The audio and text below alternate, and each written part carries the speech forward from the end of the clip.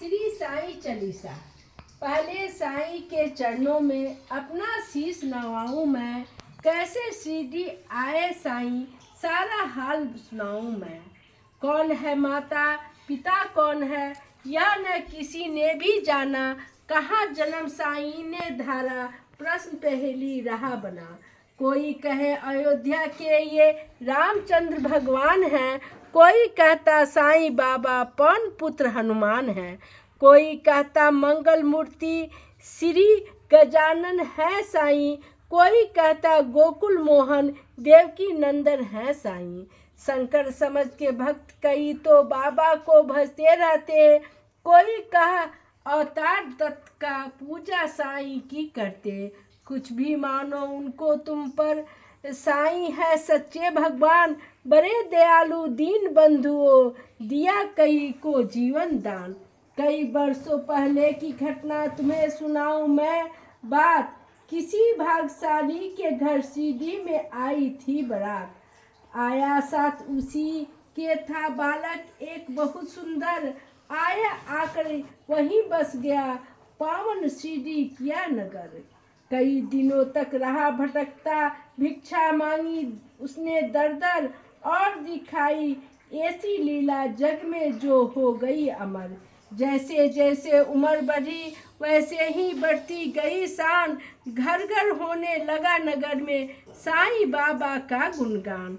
दिग दिगंत में लगा गूंजने फिर तो साईं का नाम, दीन दुखियों की रक्षा करना यही रहा बाबा का काम।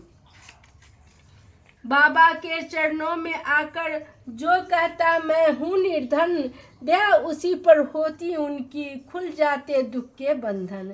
कभी किसी ने मांगी भिक्षा दो बाबा मुझको संतान, एवं वस्तु तब कहकर साईं देते थे उनको वरदान।